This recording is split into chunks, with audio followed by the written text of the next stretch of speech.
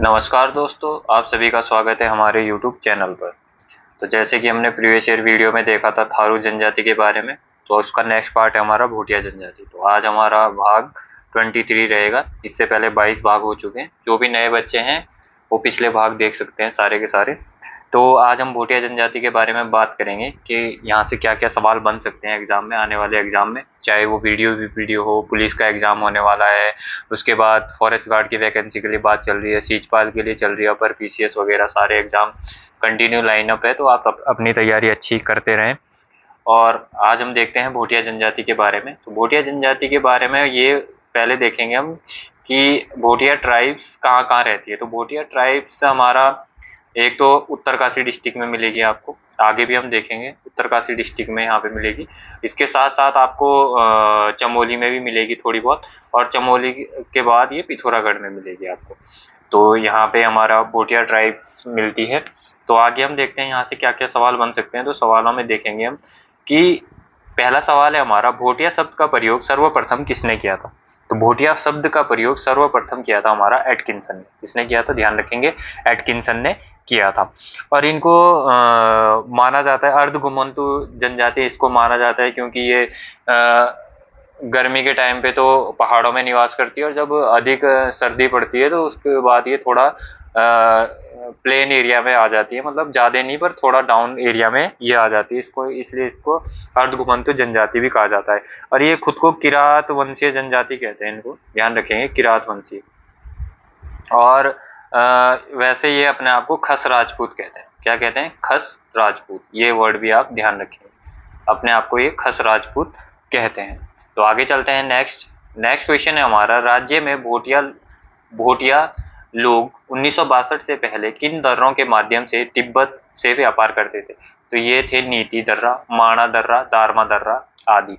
बाकी और दर्रे भी होंगे। इन दर्रों से ये तिब्बत के लोगों से व्यापार करते थे। तो 1962 में क्या हुआ, 1962 में चीन से हमारा युद्ध हो गया। तो उसके बाद से ये व्यापार बंद हो गया, क्योंकि तिब्बत पे तो कब्जा उसके बाद चीन का हो गया, तो वहां से व्यापार वगैरह सब बंद हो गया। अभी नैलांग घाटी से जो पुल वगैरह बना हुआ है वहां पे उत्तरकाशी में, तो वहां पे थोड़ा बहुत बनाया है, पर्यटकों के लिए बनाया है। वैसे ये अब व्यापार वगैरह तो सब बंद ही हो गया लगभग।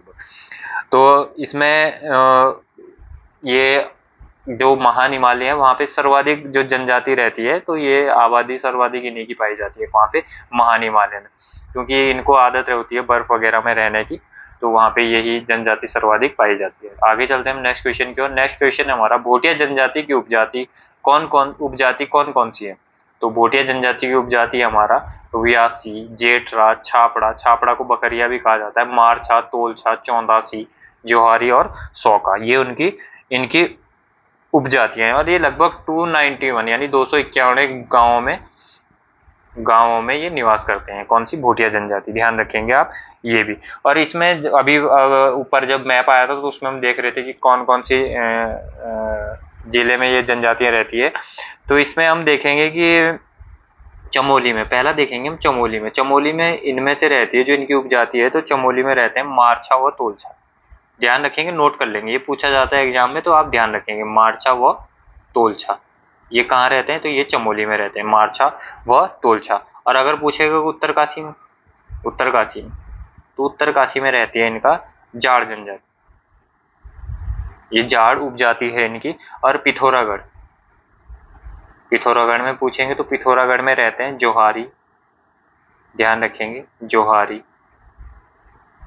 इसके साथ दारमिया, चौंदासी, और चौंदासी के साथ व्यासी और सौका, ध्यान रखेंगे आप, सौका। और इसी के साथ एक दो पॉइंट और बनते हैं कि नीति घाटी कहाँ है। नीति घाटी आप सभी को पता होगा कहाँ है नीति घाटी, कमेंट करके सब बताएंगे कि नीति घाटी कहाँ पर है, कमेंट में बताएंगे नीति घाटी। तो नीति घाटी में रहने वाले को कहा जाता है यहाँ पे नीरी रंगपा। जो भूटिया नीति घाटी में रहते हैं उनको कहा जाता है नीरी रंगपा। और जो माणा घाटी में रहते हैं, माणा घाटी भी कमेंट में बताएंगे माणा घाटी कहाँ है, बहुत बार बताया है। तो माणा घाटी में रहते हैं उनको कहा जाता है डूनी रंगपा। रंगपा, ध्यान रखेंगे। और जो उत्तरकाशी में रहते हैं, उत्तरकाशी, तो उत्तरकाशी में को जो रहते हैं उनको कहा जाता है सोसा, सोसा रंगपा, ये भी आप ध्यान रखेंगे। और एक बात और थी इसमें कि ट्रेल ने भोटिया को तिब्बत मूल का बताया है, ध्यान रखेंगे, पूछा जा सकता है क्योंकि ये यूके पीएससी वाले एग्जाम या अब यूके ट्रिपल एससी भी जिस प्रकार का एग्जाम बना रहा है तो उसमें ये पूछा जा सकता है। ट्रेल ने इनको क्या बताया, तिब्बती मूल का बताया, किसको, भोटिया जनजाति, तिब्बती मूल का बताया। किसने बताया तिब्बती मूल का, तो ट्रेल ने बताया। ये पॉइंट भी आप ध्यान रखेंगे। आगे चलते हैं हम नेक्स्ट क्वेश्चन की ओर। तो नेक्स्ट है हमारा, भोटिया जनजाति में शीतकालीन आवास को क्या कहते हैं। तो जो इनका शीतकालीन आवास होता है, मतलब जब अधिक बर्फ वगैरह पड़ती है तो ये थोड़ा डाउन एरिया में आ जाते हैं, तो वहां पे इनके आवास को कहा जाता है मुनसा या गुंडा, मुनसा या गुंठा कहा जाता है। तो ध्यान रखेंगे, इंपॉर्टेंट क्वेश्चन है, यहाँ से क्वेश्चन बना भी है और आगे भी बनने की अधिक संभावना है, तो आप ये ध्यान रखेंगे। और यहीं पे अगर पूछ लिया आपसे कि ग्रीष्मकालीन आवास को, ग्रीष्मकालीन, तो ग्रीष्मकालीन आवास को क्या कहा जाता है, तो ग्रीष्मकालीन आवास को कहा जाता है मैत, ध्यान रखेंगे भाई, मैत किसको कहा जाता है, ग्रीष्मकालीन आवास को। और ये ऋतु प्रवास करते हैं, ये तो अभी ऊपर भी बता दिया है मैंने। और इनका जो घर होता है वो लकड़ी, पूरी तरह से लकड़ी का बना हुआ होता है, लकड़ी का। और लकड़ी के घरों में छोटे दरवाजे होते हैं इनके, यहाँ पे कि झुक के जाना पड़ता है अंदर। तो ये पॉइंट भी आप ध्यान रखेंगे। आगे चलते हैं हम नेक्स्ट की ओर कि भोटिया जनजाति के लोग शराब को क्या कहते हैं। तो शराब को ये कहते हैं छंग, ध्यान रखेंगे भाई, क्या कहते हैं, छंग। और शराब का प्रयोग ये विशेष अवसरों पर ही करते हैं। और इनका अगर पूछेंगे मुख्य पेय पदार्थ, क्या पूछ लिया अगर, मुख्य पेय पदार्थ, नोट कर लेंगे भाई, मुख्य पेय पदार्थ, तो ये है इनका जया, क्या है, जया, ध्यान रखिएगा भाई, जया नाम। ये किससे बनता है, तो ये वृक्ष की एक वृक्ष होता है कोई, तो उसकी छाल का और दूध और उसके साथ मक्खन मिलाते हैं और नमक आदि का प्रयोग करके, बहुत टेस्टी होता है ये, तो उससे बनता है ये, तो इसको क्या कहते हैं, जया, ध्यान रखेंगे आप ये पॉइंट भी। आगे चलते हैं हम। आगे हमारा भोटिया जनजाति में विवाह प्रथा। तो विवाह प्रथा में इनसे क्या क्या क्वेश्चन बन सकते हैं वो देखते हैं। तो विवाह प्रथा में है, तो इनकी दो प्रथाएं होती हैं, कौन कितनी होती है, दो, जिसमें एक होती है तत्सत, तत्सत, और दूसरी होती है, एक और होती है तत्सत व दमोला, ध्यान रखेंगे ये दोनों। तो तत्सत और दमोला में क्या होता है, जो दमोला विवाह होता है ये, इसमें बाराती जो होते हैं, जो बारात लेके लोग जाते हैं, वो जो दूल्हा होता है उसी के नाम पर दुल्हन को ले आते हैं, मतलब तो दूल्हा नहीं जाता है, तो दुल्हन को वो बाराती जो जाते हैं वही ले आते हैं। और यहाँ पे विवाह को नाम दिया जाए, विवाह को जैसे हमारे यहाँ विवाह कहते हैं, तो विवाह को ये दामी कहते हैं, दामी। भोटिया लोग क्या कहते हैं, विवाह को दामी कहते हैं, आप ये भी ध्यान रखेंगे। और अंचल विवाह या सरोल विवाह, कौन सा, अचल, अंचल या सरोल,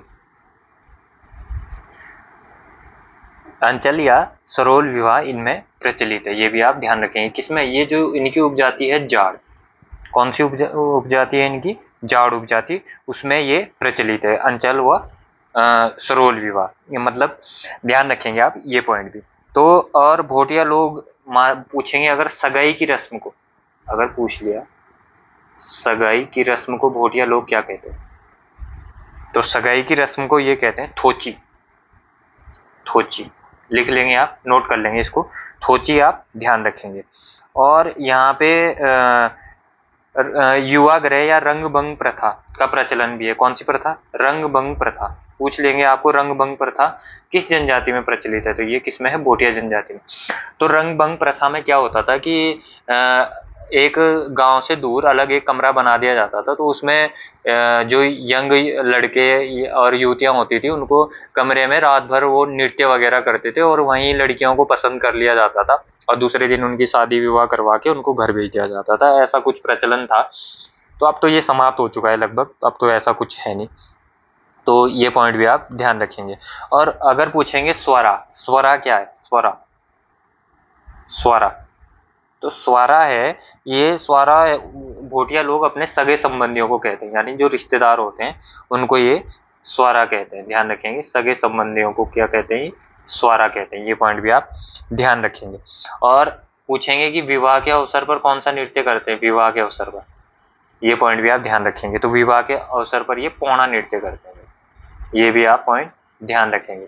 ये सभी पॉइंट आप ध्यान रखेंगे, इंपॉर्टेंट है। ये मत सोचना कि सर ऐसे ही बता रहे हैं तो कुछ इंपॉर्टेंट नहीं होंगे, सारे पॉइंट इंपॉर्टेंट है, तो ध्यान रखेंगे।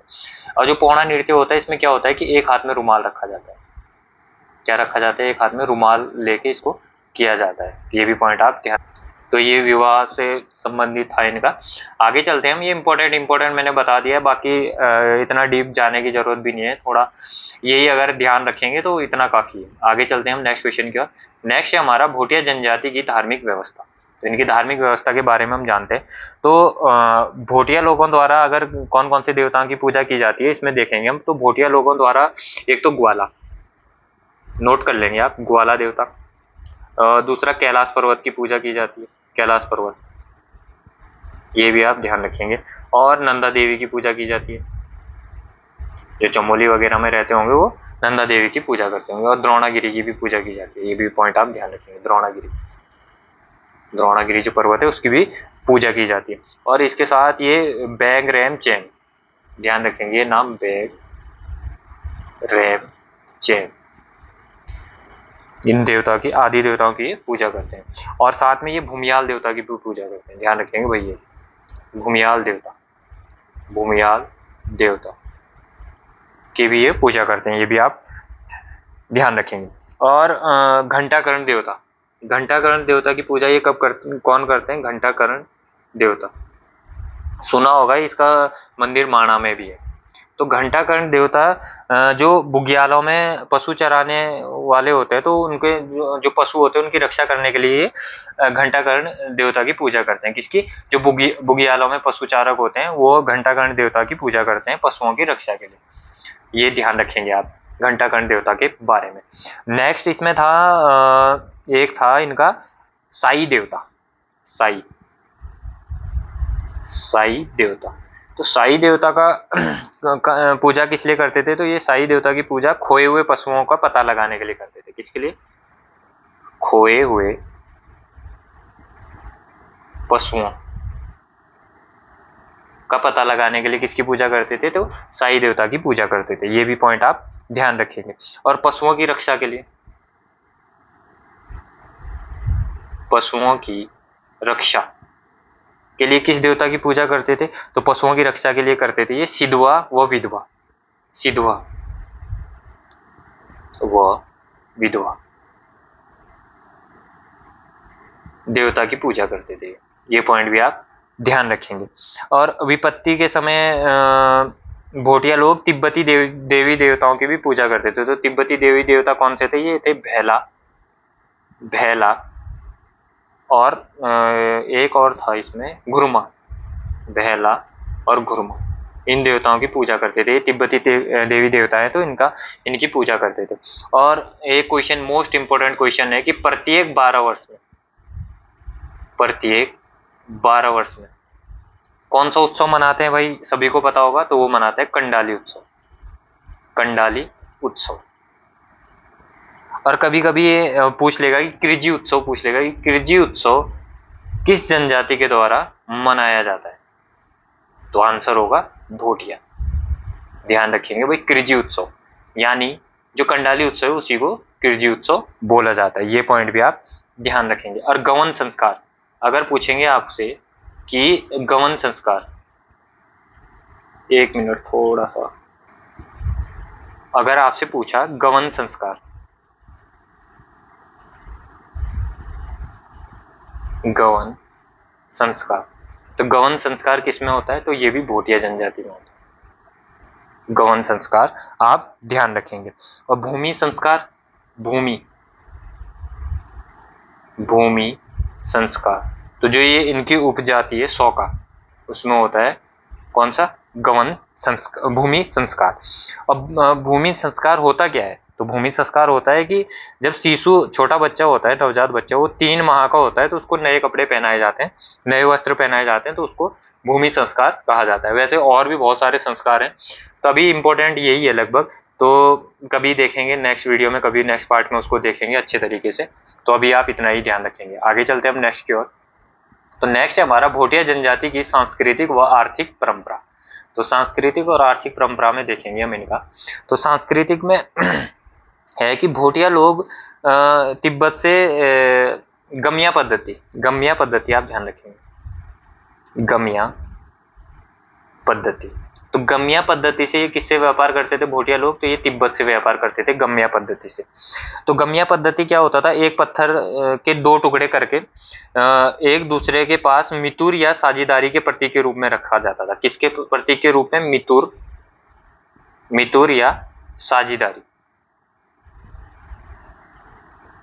साझेदार के प्रतीक के रूप में रखा जाता था। और व्यापारिक मित्रता के लिए इसे सुजली या मुजली रस्म की आवश्यकता होती थी। कौन सी रस्म? ध्यान रखेंगे, अगर पूछेंगे सुजली व मुजली रस्म किससे संबंधित है? सुजली व मुजली तो किससे संबंधित है? भोटिया व्यापारियों से संबंधित है सुजली व मुजली रस्म, ध्यान रखेंगे आप। और ये ग्रीष्मकालीन में ये क्या करते थे कि पर्वतीय क्षेत्रों में जब ये ग्रीष्मकालीन में जाते थे तो ये सीढ़ी नुमा खेती करते थे वहां पे, यानी सीढ़ी नुमा खेत बनाते थे। तो वहां पे ये सीढ़ी नुमा खेती करते थे। ध्यान देखा होगा आपने, पहाड़ों में कभी गए होंगे तो सीढ़ी नुमा खेत होते तो वो बनाते थे। और ये झूम खेती के भांति ये काठिल विधि बोलते हैं, काठिल विधि झूम खेती की जैसी होती है। तो काठिल विधि से वनों को साफ करके खेती करते थे वहां पे। और इनका मुख्य वाद्य यंत्र पूछेंगे अगर, वाद्य यंत्र, मुख्य वाद्य यंत्र, तो वाद्य यंत्र मुख्य था इनका हुडके, हुडका इनका मुख्य वाद्य यंत्र था। ये भी आप ध्यान रखेंगे भोटिया जनजाति के बारे में। और इसमें आगे और भी है क्वेश्चन, आगे देखते हैं हम। तो आगे इसमें तुबेरा, बाजू व तिमली भोटिया जनजाति के लोकगीत थे। कौन से? तुबेरा, ध्यान रखेंगे आप, नोट कर लेंगे इसको भी। तुबेरा,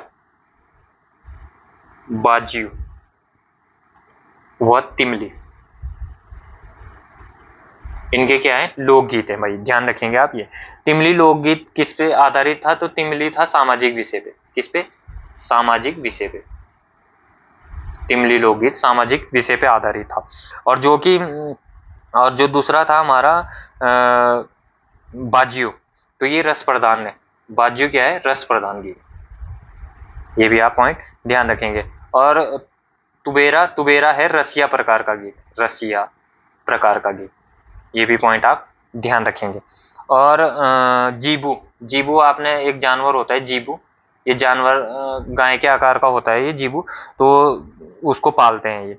और छाकू क्या होता है? छाकू, अगर पूछेंगे कि छाकू किसको कहा जाता है, तो छाकू ये चावल को कहते हैं। चावल को, जो चावल पका हुआ चावल होता है उसको भात या छाकू कहते हैं भोटिया लोग। ये भी आप ध्यान रखेंगे भाई, ठीक है। और पुली पूछा अगर, पुली तो पुली होता है बड़े आकार की रोटी, बड़े आकार की रोटी, बड़े आकार की रोटी को क्या कहते थे? ये पुली कहते थे। और जैसे मांस मीट वगैरह होता है तो ये शीतकालीन में मांस को सुखाकर फिर शीतकालीन में उसका प्रयोग करते थे। मतलब ज्यादा जब बर्फ वगैरह पड़ जाती है तो उतनी फसल अच्छी होती नहीं है, सब्जी वगैरह कुछ मिलता नहीं है, सारे रास्ते बंद हो जाते हैं, तो ये क्या करते हैं कि मीट को सुखा के रखते हैं फिर उसको खाते हैं ये। और अगर इनके वस्त्र वगैरह के बारे में देखें तो वस्त्र में इनका आ जाता है एक रंगा।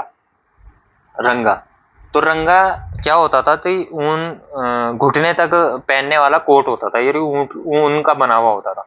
जो घुटने तक का कोट होता था उसको रंगा कहा जाता था। और एक होता था इनका गेंजू या खगचसी। गेंजू या खगचसी किसको कहते थे? तो ये ऊनी पजामे होते थे। क्या होते थे? ऊनी पजामे, ध्यान रखेंगे आप ये, ऊनी पजामे को क्या कहते थे? ये गेंजू या खगचसी, ऊनी पजामे को।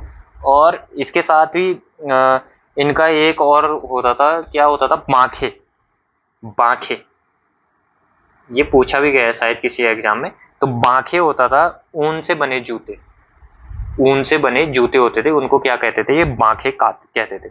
और साली पुली, ये तो इंपॉर्टेंट है भाई, साली पुली बहुत ज्यादा पूछे जाने वाला है। तो साली पुली क्या होता था? भोटिया लोग आभूषणों को, जो हमारे आभूषण वगैरह होते हैं जो पहनते हैं, धारण करते हैं, उनको ये साली पुली कहते थे। भाई ध्यान रखना साली पुली आप, मैं बार बार ये इसीलिए जोर दे के कह रहा हूँ क्योंकि ये इंपॉर्टेंट है। और अगर पूछेंगे बलडंग, बलडंग क्या था भाई,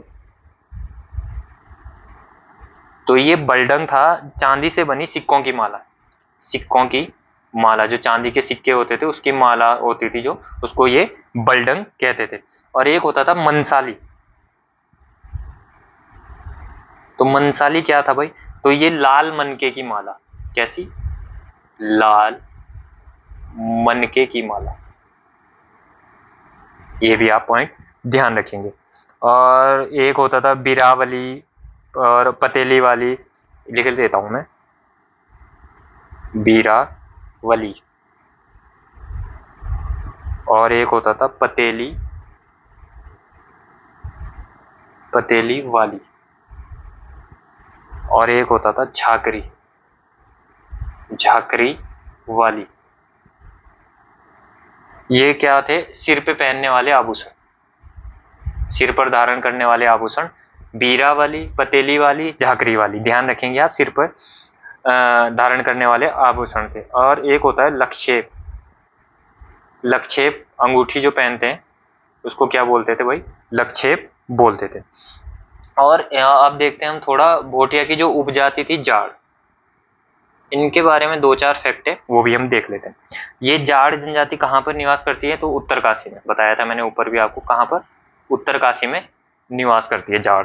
और ये खुद को किसके, जनक, जनक के वंशज मानते हैं। वैसे ये बौद्ध धर्म के अनुयायी है, किसके, बौद्ध धर्म के, ये भी आप ध्यान रखेंगे। और ये जो उत्तरकाशी में जादुंग, जादुंग व नेलंग, जो उत्तरकाशी में जादुंग और नेलंग घाटी है वहां पे ये निवास करते हैं, ये भी पॉइंट आप ध्यान रखेंगे। और साथ ही साथ जो इनके प्रमुख त्योहार हैं वो है लोसर, लोसर व सुरगैन,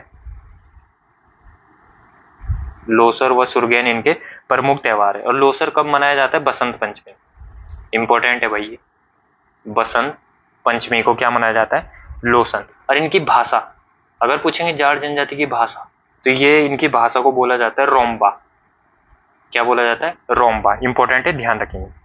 और जो जाट जनजाति में जैसे हमारे यहाँ ब्राह्मण वगैरह होते हैं, तो वैसे जाट जनजाति में जो ब्राह्मण का कार्य करते हैं उसको लामा कहा जाता है, क्या कहा जाता है भाई, लामा, सुना होगा आपने ये नाम भी, तो लामा कहा जाता है। तो ये क्वेश्चन थे हमारे आज के भोटिया जनजाति से। ठीक ठाक लंबी वीडियो होगी ये, भोटिया जनजाति की महिलाएं हैं। ये देखो, ये चांदी की जो बनी हुई ये माला पहन रखी है ना इन्होंने, ये चांदी की बनी हुई जो माला दिख रही है, ये वाली, ये जो चांदी के सिक्के से बनी हुई माला, इसको कहते हैं बलडक। और ये लाल मनके की माला जो बनी हुई है, इसको कहा जाता है मनसाली, क्या कहा जाता है, मनसाली। ये लाल मनके की माला दिख रही है ये वाली, ये इसको मनसाली कहा जाता है, और ये चांदी से बनी हुई माला है। तो आप ये सभी पॉइंट ध्यान रखेंगे भाई, जितने भी पॉइंट बताए हैं।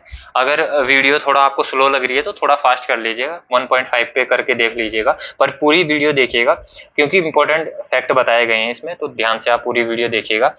तो भोटिया जनजाति के बारे में इतने ही फैक्ट है फिलहाल, तो अगर काफी थोड़ा और फैक्ट बनेंगे तो नेक्स्ट वीडियो में आपको बता दिया जाएगा। तो उत्तराखंड पुलिस का एग्जाम देखते हैं, 6 तारीख को होता है। वैसे तो मुश्किल ही है, मैंने पिछली वीडियो में बताया था आपको कि मुश्किल है, क्योंकि उस दिन शायद कोई स्टेनो का एग्जाम भी है, तो मुश्किल लग रहा है मुझे। तो 6 तारीख को आगे ही बढ़ेगा, ये एक्सटेंड होगा। पर वीडियो का एग्जाम है, और अपर पीसीएस का एग्जाम तो 29 तारीख को होना ही है, एडमिट कार्ड आ चुके हैं। तो आप अच्छे से तैयारी करिएगा। आगे मिलते हैं हम जौनसारी जनजाति या बोक्सा राजी जनजाति के वीडियो के साथ। तो इसी के साथ आज की वीडियो यहीं पे समाप्त करते हैं। तो अब मिलते हैं हम नेक्स्ट वीडियो में। और अगर आपको वीडियो पसंद आई हो तो वीडियो को लाइक, और कुछ भी कमी लगी हो वीडियो में तो आप कमेंट करके जरूर हमें सुझाव दीजिएगा अपने, जिससे कि हम अपने वीडियो में और सुधार कर सकें। बाकी चैनल को सब्सक्राइब करवाओ, थोड़ा सा सब्सक्राइबर वगैरह बढ़वाओ, 1000 तो करवाओ कम से कम। बाकी आज की वीडियो यहीं पे समाप्त करते हैं। जय हिंद, जय उत्तराखंड।